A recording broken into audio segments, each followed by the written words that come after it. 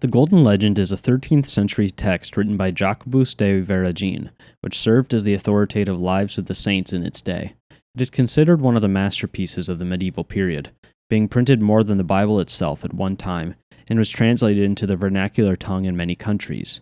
It is worth noting that the word legend, in its title The Golden Legend, does not mean a story of fanciful and doubtful origin, but instead derives from the Latin legendus, loosely meaning selected or to be passed down, communicating that it is instead an authoritative work.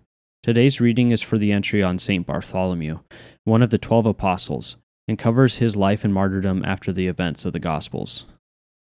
Bartholomew is interpreted the son of him who holds up the waters, or the son of him who raises him up. For the name comes from bar, son, and tholos, height, and mois, water. Hence Bartholomew is the son of him who holds up the waters, namely God himself, who raises the minds of the doctors on high, that they may pour down the waters of doctrine.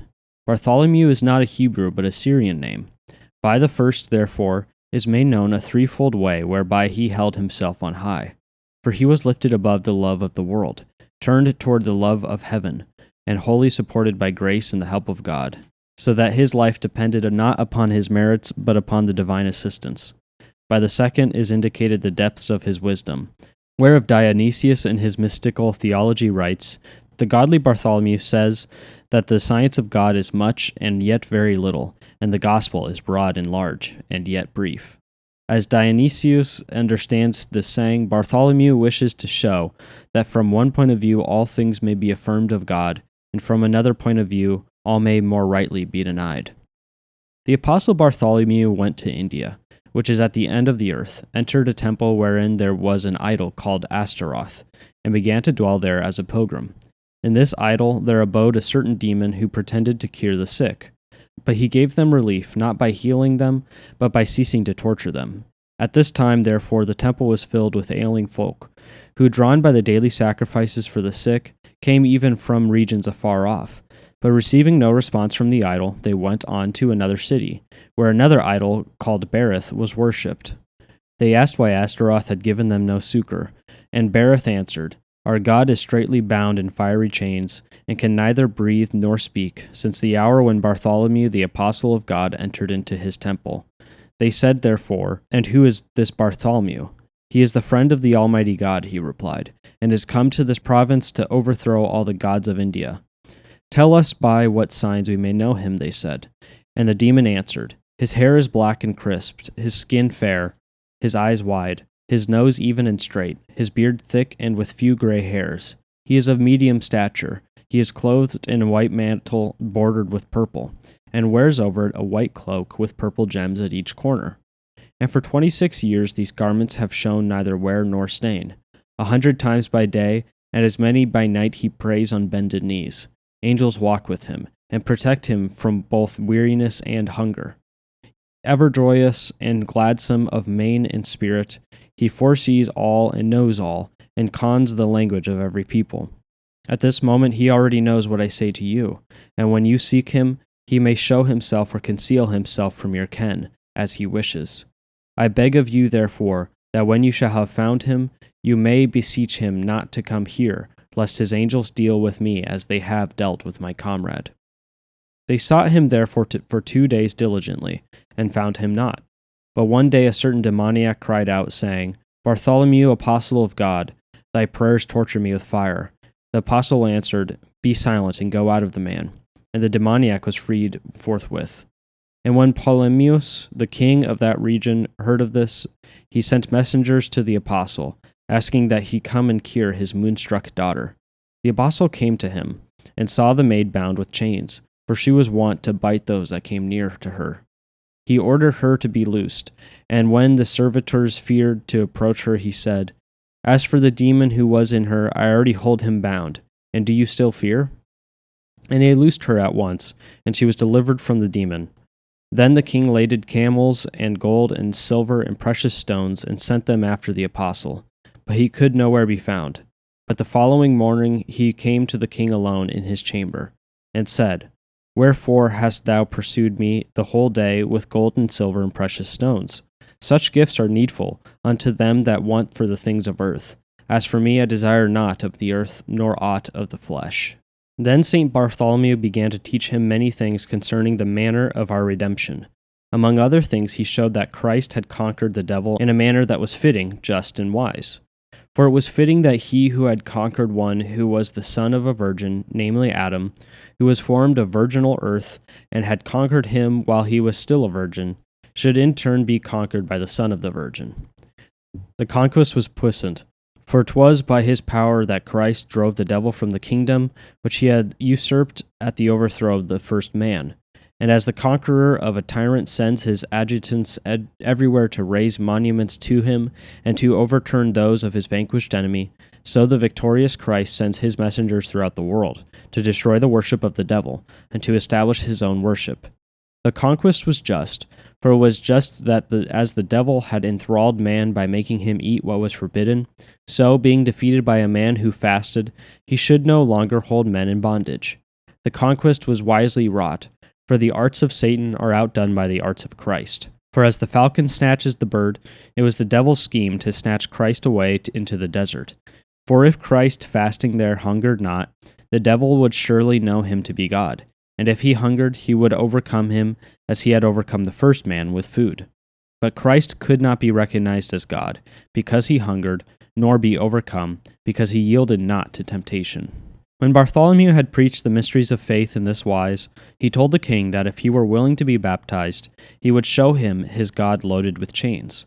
On the following day, when the priests were offering sacrifice to the idol hard by the king's palace, the demon began to cry out, and said, "Sacrifice to me no longer, wretches, lest ye make me to suffer worse things. For I am bound in fiery chains by the angel of Jesus Christ, whom the Jews crucified, thinking that death could detain him. For death herself, our queen, by him has been led captive, and he has bound our prince, the author of death, with fetters of fire. At once all threw ropes about the statue, that they might pull it down, but they could not. Then the apostle commanding the demon to come forth and to break the idol. And coming forth at once, the demon of his own accord sent all the idols in the temple crashing to the ground." After this the apostle prayed, and by his prayer all the sick were cured, and Bartholomew dedicated the temple to God, and bade the demon to go to the desert. Then an angel of the Lord appeared flying about the temple, and with his finger he marked the four corners with the sign of the cross, saying, "Thus saith the Lord, as I have cleansed you of your infirmities, so shall this temple also be cleansed of all filth, and shall be rid of its indweller, whom the apostle has commanded to go into a desert place. But first I shall show him to you, and seeing him fear not, but trace upon your foreheads the same sign that I have scribed upon these stones." Then he showed to them an Ethiop, blacker than soot, with a pointed face, a thick beard, and hair reaching down to his feet, and flaming eyes, whence shot sparks like molten iron. From his mouth he belched forth sulphurous flames. His hands were bound behind his back with fiery red gyves. To whom the angel said, "Since thou hast heeded the vision of the apostle, and going out of the temple hast shattered the idols, I shall set thee free. Begone therefore to a place where no man dwells, and there remain until the day of judgment." Being thus set free, the demon disappeared with great shouting and crying, and the angel flew back into heaven in the sight of all. And the king was baptized with his wife, and his children, and all his people, and roused his kingdom to follow the apostle. At this event, all the priests of the temple rallied to King Astrages, the brother of Ptolemais, and made complaint to him concerning the loss of their gods and the destruction of the temple, and the deception of the king by the apostles' magical arts. Astrages, being angered at this, sent 1,000 armed men to take the apostle captive. And when he was led before him, the king said to him, "So thou art he who has subverted my brother." The apostle answered, "I have not subverted him, but converted him." The king said then, "As thou hast made my brother to abandon his God and to believe in thine, so shall I make thee to abandon thy God and to offer sacrifice to my God." "I have put bonds upon the God whom thy brother worshipped," answered the apostle, "and brought him before the people bound and forced him to demolish the idol.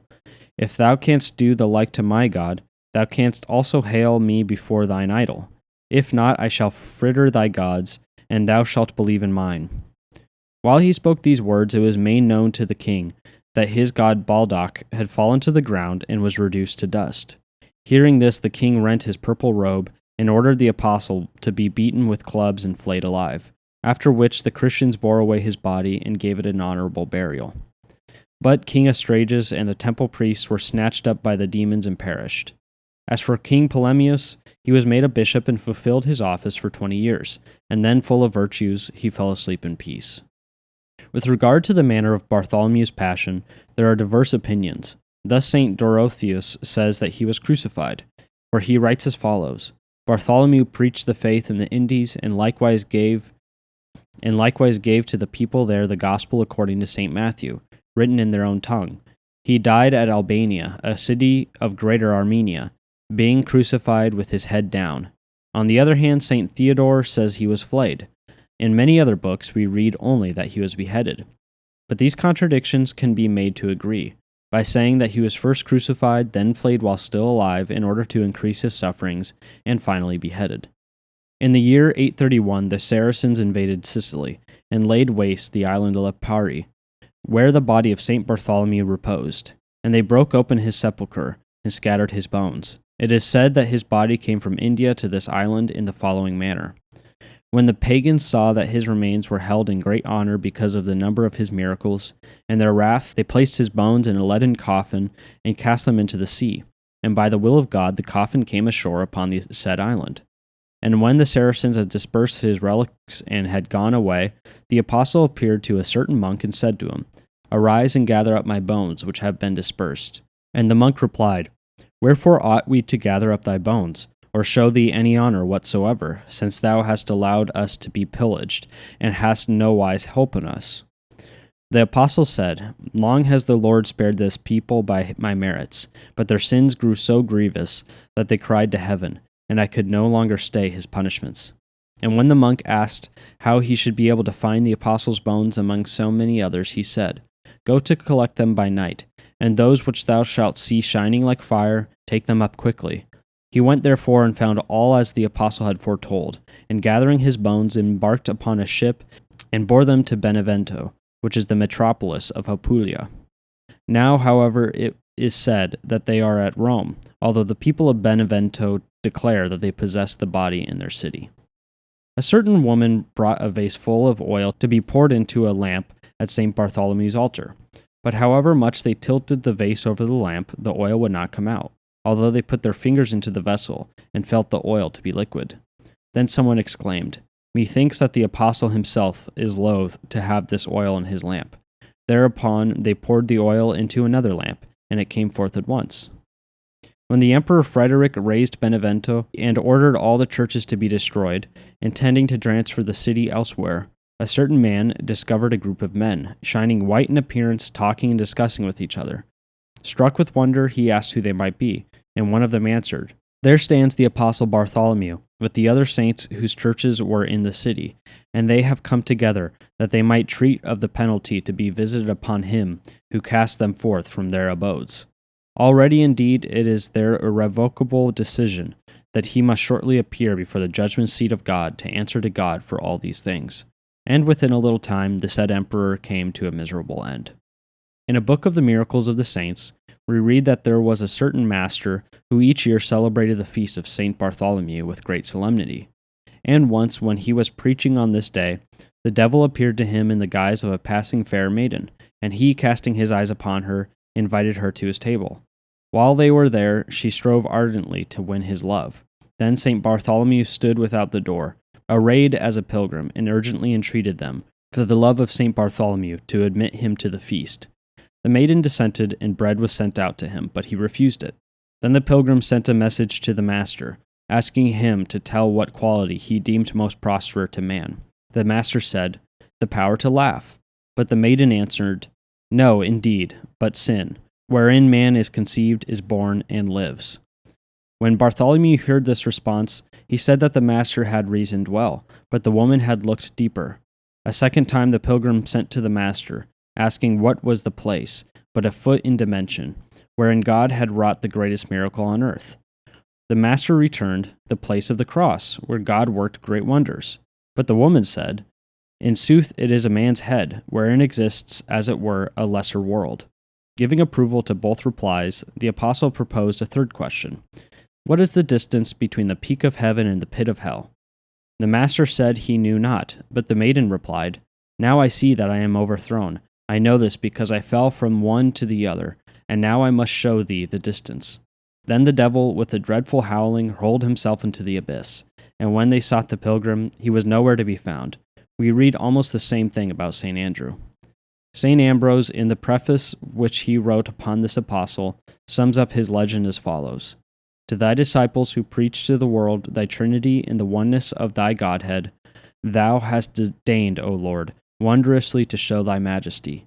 And among them thy benign providence has chosen Bartholomew, worshipful for the excellence of his virtues, and has directed him toward a far-off people, which, albeit far from thee in the ways of men, by his preaching was brought close to thee, and sealed as thine own.